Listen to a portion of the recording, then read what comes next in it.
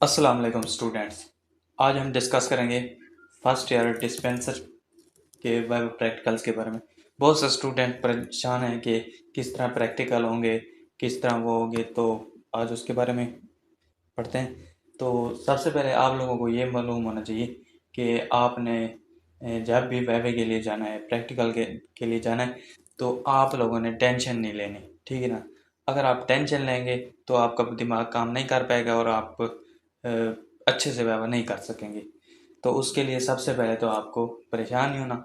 उसके बाद आपने जाना है कॉन्फिडेंस के साथ, प्रैक्टिकल की बुक साथ लेके जानी है, लैब कोट ज़रूर पहन के जाना है, क्योंकि वो आपका क्या चेक करते हैं। सबसे पहले तो देखते हैं कि लैब कोट पहना हुआ है नहीं पहना हुआ, फिर उसके बाद देखते हैं कि कॉन्फिडेंस है या नहीं है। क्योंकि आप डिस्पेंसर की डिग्री कर रहे हैं तो आपने आगे पेशेंट्स के साथ ट्रीटमेंट करनी है, आपने वो।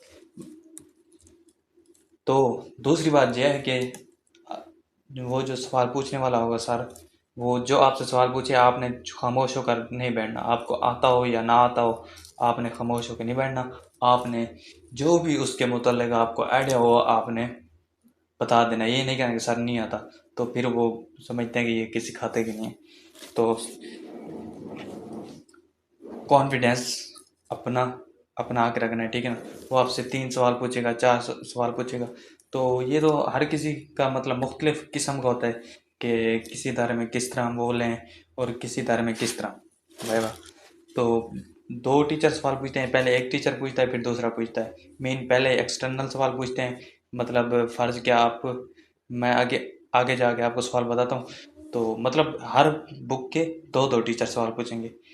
मतलब डिस्पेंसर है तो एक पहले टीचर पूछेगा फिर दूसरा पूछेगा, फिर वो आपके मार्क्स लगाएंगे जो भी होंगे, ठीक है ना।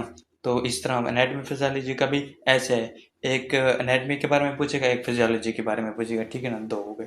केमिस्ट्री फिजिक्स में भी ऐसे, एक केमिस्ट्री का सवाल पूछेगा एक फिजिक्स का सवाल पूछेगा, ठीक है ना, इस तरह। अच्छा, तो मेन टॉपिक पे आते हैं। तो डिस्पेंसर का आप प्रैक्टिकल देने जाएंगे तो आपको क्या मालूम होना चाहिए। आपको बेसिक चीज़ें ज़रूर मालूम होनी चाहिए। मिसाल के तौर पर इंसान का ब्लड प्रेशर हो गया, इसके अलावा शुगर हो गई, हार्ट बीट्स हो गई, पल्स रेट हो गए। ये चीज़ें लाजमन याद करके जानी है। ब्लड प्रेशर की तारीफ याद करके जानी है, ठीक है ना। इस तरह फिर आगे आ जाएंगे, वो आपसे पूछ सकते हैं सर सर्जरी के डिस्पेंसर के रिस्पॉन्सिबिलिटीज़ ऑफ डिस्पेंसर क्या होते हैं, ये भी पूछ सकते हैं।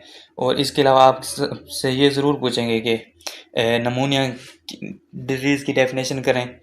अपनी बुक साथ खोलें तो ये जो मैं बताता जा रहा हूँ इन्हें अंडरलाइन कर दे जाएं, तो ये आपके काम आएंगे। अब जो मैं आपको बेसिक बेसिक चीज़ें बता रहा हूँ, ये नहीं है कि मतलब ये 100% आएंगे या 90% आएंगे, लेकिन मैं आपको एक कॉन्सेप्ट दे रहा हूँ कि इस तरह में आएगा आपका। आप नमूनिया की डेफिनेशन आपसे सुनेंगे, हो सकता है आपसे ब्रोंकियल अस्थमा की डेफिनेशन सुने, इसकी रीज़न सुने, इसके सिम्टम्स सुने, आपसे इसकी ट्रीटमेंट सुन लें। जिस तरह कोरोना का है इस तरह आपके मतलब क्रोनिक ऑब्स्ट्रक्टिव एयरवे डिजीज, इसके बारे में पूछ सकते हैं। पल्मोनरी ट्यूबरकुलोसिस के बाद डेफिनेशन पूछ सकते हैं कि ये क्या होती है, क्यों होती है। रेस्पिरेटरी फेलर की डेफिनेशन पूछ सकते हैं आपसे। हाइपरटेंशन की आपसे तारीफ पूछ सकते हैं। इस्केमिक हार्ट डिजीज यानी दिल की बीमारियां, इनके बारे में पूछ सकते हैं। मिसाल के तौर पर एंजाइना हो गई, मायोकार्डियल इन्फेक्शन हो गया, कार्डियोमायोपैथी हो गई, कंजेस्टिव हार्ट फेलियर, ये भी आपसे पूछ सकते हैं। इसके अलावा फिर आगे स्टमक के मुतालिक जो डिजीजेस होते हैं उनके बारे में पूछ सकते हैं। मिसाल के तौर पर गैस्ट्रो इसोफेगल रिफ्लेक्स डिजीज हो गई, इसकी डेफिनेशन पूछ सकते हैं। पेप्टिक अल्सर के बारे में पूछ सकते हैं। अपेंडिक्स की डेफिनेशन अक्सर पूछते रहते हैं। सोलिसाइटिस की डेफिनेशन पूछ सकते हैं। इसी तरह मीन के आगे जो हो गई हेमोराइड्स के बारे में पूछ लेते हैं। बाजूकात कहते हैं कि हेमोराइड्स क्या होती है, क्यों होती है डिजीज। तो ये आप बुक से देख लेना, इसकी तारीफ डेफिनेशन अच्छे से जहन नशीन कर लेना। मीन रट्टा नहीं मारना, एक डेफिनेशन खोलनी है, ठीक है, उसको आपने पढ़ना है, उसे समझना है कि वो क्या कह रहा है, ठीक है ना। फिर वो कॉन्सेप्ट जहन में रख लेना है।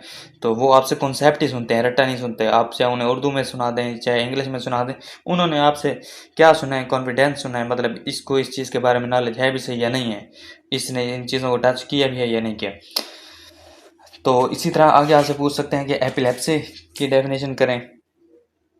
इस तरह आपसे यूरिनरी ट्रैक इन्फेक्शन के बारे में पूछ सकते हैं कि क्या होता है। इसी तरह आपके बारे में ग्लाउकोमा की डेफिनेशन पूछ सकते हैं। स्क्वेंट की डेफिनेशन पूछ सकते हैं। डायबिटीज़ की तो हर सूरत में पूछते रहते हैं अक्सर।